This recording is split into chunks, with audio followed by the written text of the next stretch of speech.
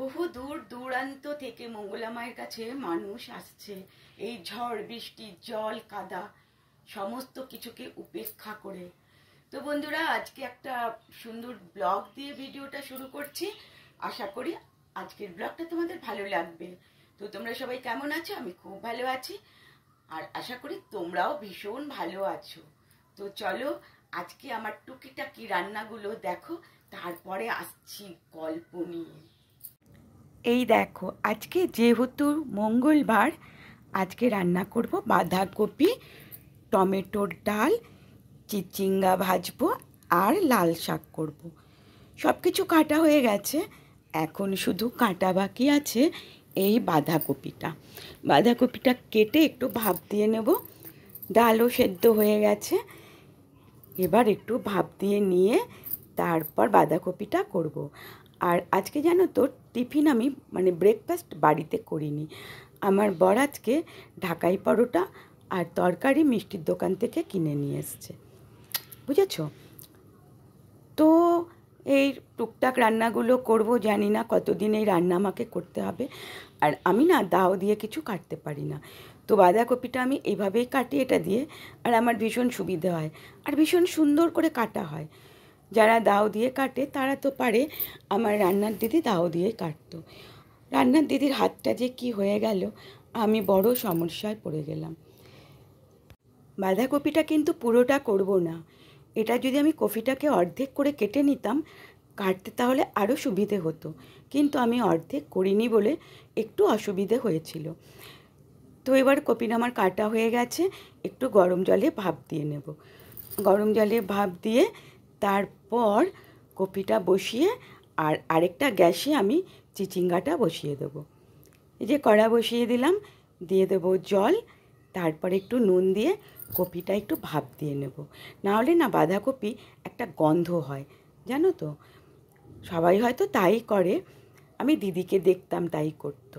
দিয়ে দিলাম এগুলো, এবার একটু ঢাকা দিয়ে রাখবো, তাহলে না তোমার অনেকটা নরমও হয়ে যাবে, আর এদিকে তোমার ভাবটাও বেরিয়ে যাবে, গন্ধটা। আমি বাঁধাকপিটা ভালো করে ধুয়ে নিয়েছিলাম, ঝুড়িতে জলটা ঝরিয়ে নিয়েছিলাম, যদিও জল ঝরানোর দরকার হয় না, তাও এবার এটা না ওদিকে দিয়ে দেবো।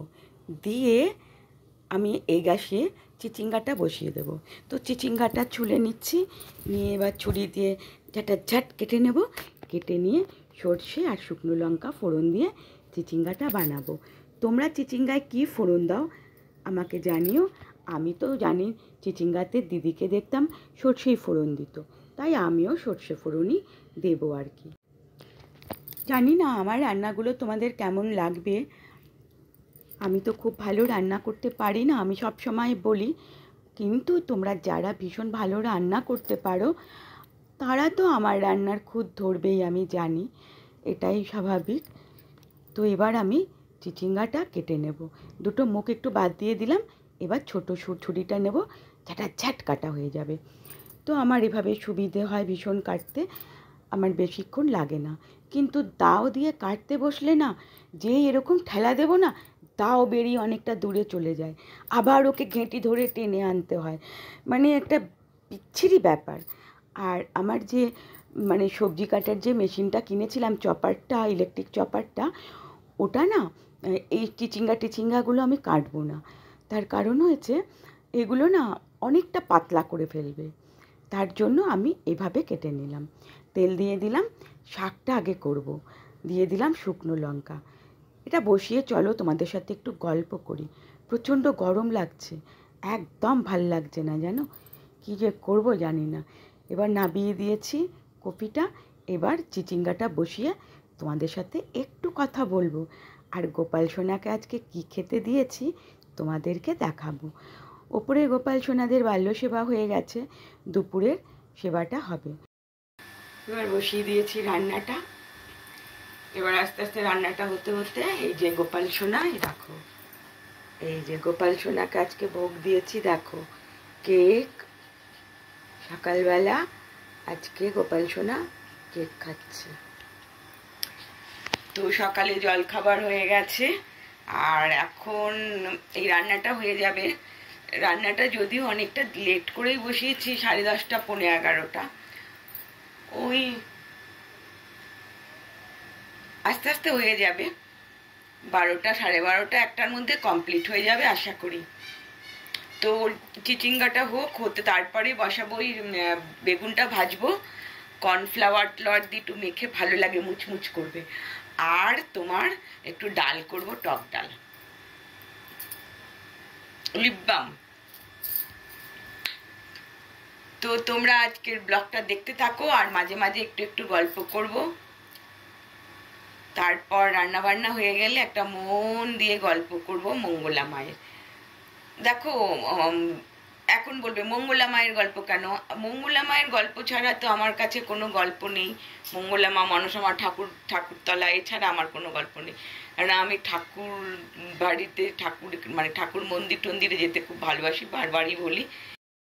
এই দেখো বন্ধুরা, আমার রান্না কমপ্লিট। এই দেখো টমেটোর ডাল, সব অল্প অল্প, একবেলার খাওয়া তো। এই যে বাঁধাকপি, আর এখানে আছে ভাত, আর এই সয়াবিন আলুটা আমার জন্য, কারণ আমি বাঁধাকপি ডাল ফাল সব খাই না। আর বেগুনটা ভাজিনি, পটল আর কুমড়ো ভেজেছি, চিচিঙ্গা ভাজা আর শাক।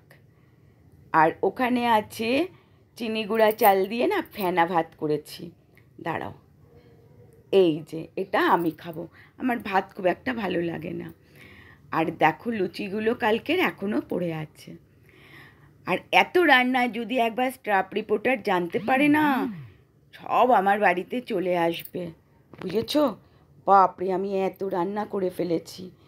আর ওদিকে কাজের মেয়েটা সব কাজ করে দিয়ে চলে গেছে, রান্নাঘর, রান্নার জায়গা আর কি পুরো পরিষ্কার, গ্যাস পরিষ্কার, সব কিছু কমপ্লিট। এবার আমি একদম ফাঁকা। তো এবার আমার বর এলেই হবে খাওয়া দাওয়া। ও আসছে, ফোন করলো, আসছে। এই দেখো সমস্ত কাজ কমপ্লিট, কোনো কাজ নেই। কয়টা বাজে? 1টা। বলেছিলাম না 1টা বাজবে, দেখলে? তো বন্ধুরা, রান্না বান্না, পুজো পাঠ, স্নান, খাওয়া সব কমপ্লিট করে একটু গল্প করতে আসলাম। তো এদিকে কি হয়েছে, সকালবেলা বেগুন কাটলাম লম্বা লম্বা করে ভাজবো বলে, কিন্তু আর ভাজলাম না। দেখছি কি পটল রয়েছে, কুমড়ো রয়েছে। তো আবার আমি পটল ভাজা খেতে খুব ভালোবাসি, তো পটলটা ভাজলাম আর কুমড়োটা ভাজলাম, বেগুনটা তুলে রেখে দিলাম। আর যতদিন রান্নার লোক না পাচ্ছে আমাকে এইভাবেই চালিয়ে নিতে হবে। আর সেন্টার থেকে একটা লোক কথা হয়েছে, জানি না কি করবে। তো আমাদের বাড়িতে আবার আমাদের কাস্টের না হলে লোক রাখবে না, মানে বাঙালি না হলে, যেহেতু গোপালের রান্না হয়, এটা প্রবলেম। নাহলে লোক অনেক পাওয়া যায়, সেন্টারে প্রচুর লোক, কিন্তু ওই আর কি। আমি কোনো কাস্টকে অসম্মান করছি না, কিন্তু আমার গোপালের জন্য আমি এসব মানি না, আমি কিচ্ছু মানি না। তো খাওয়া দাওয়া করার পর আমার বর গেল বাচ্চাগুলোকে নিয়ে ওপরে শুয়ে পড়লো, আর আমি তোমাদের সাথে একটু গল্প করতে এলাম। তো গল্প করব আর কি, ওই যে বললাম না, মঙ্গলা মা ঝিলিক গেছিল, ভিডিও করেছে। ঝিলিক বলছে যেখানে পা দিচ্ছে সেখানে হাঁটু অব্দি ঢুকে যাচ্ছে। আমার না ভীষণ ভয় লাগে এগুলো শুনলে, ওই হাঁটু অব্দি ঢুকে যাচ্ছে, কাদা জল।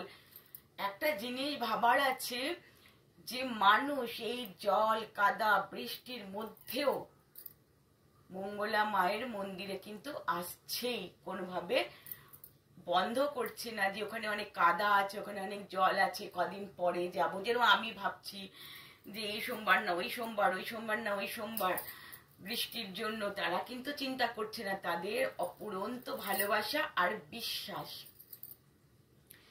তাতে করে কি হচ্ছে, মানুষ কোনো দিক ভাবছে না। মানুষ যেখানে ভালো হবে, যেখানে উপকার পাবে, সেখানে তো যাবে, সেখানে কোনো কথাই তারা মাথায় নেবে না। তার থেকেও একটা আশ্চর্য ব্যাপার, ঝিলিকের ভিডিওতে আমি দেখছিলাম, একজন আমেরিকা থেকে এসছে, মানে তার মানে কি আমেরিকাতে হয়তো এখন অশিক্ষিত মানুষ বাস করে, আমেরিকা থেকে এসছে। তাদের কালচার কিন্তু একদম টোটালি ডিফারেন্ট কালচার তাদের।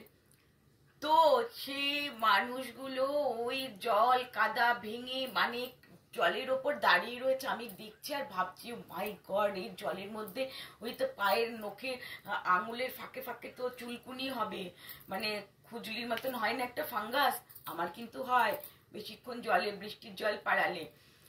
এই জন্য আমি বৃষ্টি হলে একদম ছাদে যাই না। এবার তো তারা ওই জলের মধ্যে এসে দাঁড়িয়ে রয়েছে, মানে এটা ভাবার বাইরে। আমি আমি অবাক হয়ে গেলাম। তারপরে একটা ভদ্রমহিলা একজন মানে খুব কাঁদছিল যে কৃষ্ণকালী মাকে আর মঙ্গলা মাকে এক হয়ে যেতে দেখেছে। তো এখানটায় তো আর আমেরিকা নয়, বহু দূর বহু দূর। তো এতে করে আপনারা একটু নিজেদের মধ্যে বিবেচনা করবেন, বা নিজেদের মধ্যে বিবেচনা করবে যে সত্যি তাহলে কৃষ্ণকালী মা আর মঙ্গলার মধ্যে একটা অটুট বন্ধন না হলে অত দূরে তারা এইসব দেখবে কেন আর ভাববে কেন, বলবে কেন? তাদের তা শিখিয়ে আনার মতন ব্যাপার নেই। আমরা অনেক সময় ভেবে থাকি অনেক মন্দিরে কোনো কিছু তো এই মনে হচ্ছে শিখিয়ে দিয়েছে, অনেক সময় আমাদের মনে এগুলো আসে, এগুলো মনে হচ্ছে ফেক। কিন্তু এগুলো দেখার পর শোনার পর কখনোই কারোর ফেক মনে হবে না। তো আমি এর জন্য প্রত্যেকটা ভিডিওতে বলি আপনারা নিজেরা বিবেচনা করবেন, আমাদের কথা শুনবেন না। যারা ওখানে উপস্থিত আছে তাদের কথা মাথায় নেবেন, তাদের কথা শুনবেন। কৃষ্ণকালী মা আর মঙ্গলা মা একে অপরের একদমই তাই। তো সেখান থেকে বলবো কৃষ্ণকালী মায়ের প্রতি মানে অগাধ বিশ্বাস আর প্রণাম, আর মঙ্গলা মায়ের প্রতি ভালোবাসা, এছাড়া আর কিছু বলার নেই। রাত্রিবেলা তো লাইভে আসবো, পাক্কা 11টায় আসি। ভিডিও এখন আর করতে পারছি না এই রান্নার লোকটার জন্য, আমি রান্নার লোক পাচ্ছি না, আমার কোনো কিচ্ছু ভাল লাগছে না। সকালবেলা ঘুম থেকে উঠে রান্না করো, চা করো, যদিও আজকে টিফিন ঘরে করা হয়নি, ঢাকাই পরোটা নিয়ে এসেছিল কিনে। আর আমার বর আবার বাইরের খাবার বেশি ভালোবাসে, যে রান্নাগুলো দেখালাম ওগুলো কিন্তু রাত্রির বেলা খাবে না, ও একবেলা রান্না একবেলাই খায়। আর রাত্রিবেলা আমাদের এখানে একটা মাসিমা আছে, উনি মেসের রান্না করেন, তবে নিরামিষ রান্না করেন, উনি নিজেও নিরামিষ, এই রাধা মাধব পুজো করে। তো ওনার কাছ থেকে আমাদের প্রতি রাত্রিবেলায় এই দিনগুলো খাবার আসে, মানে নিরামিষের দিনগুলো। আর আমার বর ফোন করে বলে দেয় বা আমি ফোন করে বলে দিই এটা নেবো ওটা নেবো, আজকে যেরকম না নিরামিষ আলুর পরোটা আর পনির নেব। আর অন্যান্য দিনগুলো বাইরের অনলাইনেও আনায়, হোটেল থেকে আনে, তবে রাত্রিবেলা বাইরের খাবারই বেশি খায়। আর ঘরের খাবার করলে করে দিতে হবে বলে আমি ঝামেলা নেই না, ও একবেলা খাবে না, মানে দুবেলা খাবে না, একবেলার খাবার। এই দেখো টুঙ্কি। তো যাই হোক, এই ছিল আজকে আমার সারা দিনের কাজকর্ম। এভাবেই আমার দিনগুলো আজকে 5-6 দিন 7 দিন ধরে কাটছে, খুবই কষ্টের মধ্যে কাটছে। যদি অভ্যেস হয়ে যায় তাহলে আমি আর লোক রাখবো না, আর যদি দেখি পারছি না, বিরক্তকর, তবে আমাকে লোক রাখতে হবে। তো বন্ধুরা, এটুকুই ছিল আমার বলার, আর কি বলবো, কিছু বলার নেই। শ্রাবণ মাস, সবাই খুব ভালো করে মহাদেবের চরণে থাকো। হরি ওম তৎসৎ, হরি ওম তৎসৎ, হরি ওম তৎসৎ। খুব ভালো থাকো, সুস্থ থাকো, এই প্রার্থনা করি। আর পরিবারের খেয়ালটা অবশ্যই রেখো, পরিবার ছাড়া আমরা একদম একা। পরিবার মানেই হয়েছে বাড়ির একটা পিলার, একটা দুটো তিনটে চারটে করে করে পিলার, ছাদ। তো পরিবার ছাড়া আমি একদম অচল, তাই তোমরা পরিবারের খেয়াল রেখো। আর আমার ভিডিওটা যদি ভালো লাগে তাহলে একটা লাইক কমেন্ট করো। আমি জানি আমি রান্না করতে পারি না, কষ্ট করে করছি, আবার মোবাইল দেখছি কোনটায় কি দিতে হবে, তো এইভাবে চালিয়ে নিচ্ছি। একেবারেই যে পারি না তাও নয়, করি মাঝে মাঝে, শিখে গেছি, অনেক অনেক কিছু পারি না, শিখে যাব, কোনো ব্যাপার না, নো প্রবলেম, সব শিখে যাব। চলো টাটা।